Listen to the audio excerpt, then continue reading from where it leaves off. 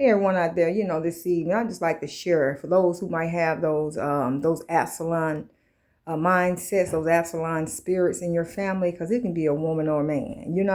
And the thing about it is, I looked at Absalom. Absalom, he just wanted to look the part. He didn't want to be the part. He didn't want to go through what his dad went through, his father King David went through to get the throne. He just wanted the throne. Now understanding, you know what I'm saying, it was a spiritual inheritance on this throne. But the one thing about it is, like I said, he was planning on taking out the whole bloodline. And David, being the man of God that he still loved his son. And after they came back and told him that, he's dead, David, he's crying out, he's all out in the open crying out for his son, and Abner, one of his, valiant men that, worked with, that was beside, that worked along with David. He said, he checked him, said, hey, David, what you doing? David, clean it up, dry it up. Because Absalom was planning on taking out your whole bloodline. He didn't say that, but he was saying he was going to take out everybody.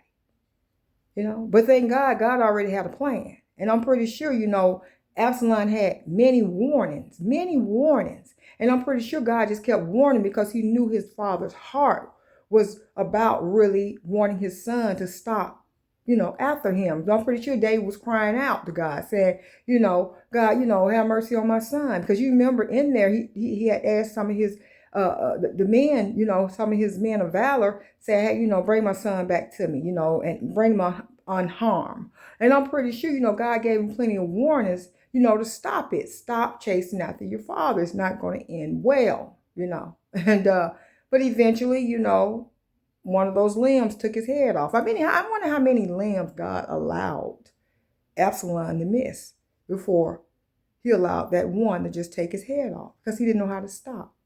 And that's how it is. Some people just don't know how to stop. They don't. And all you can do is pray, God, have mercy on them. Amen. Just like I said, just be prayerful, and pray, pray for them. Because you don't want God to judgment to be upon them like that.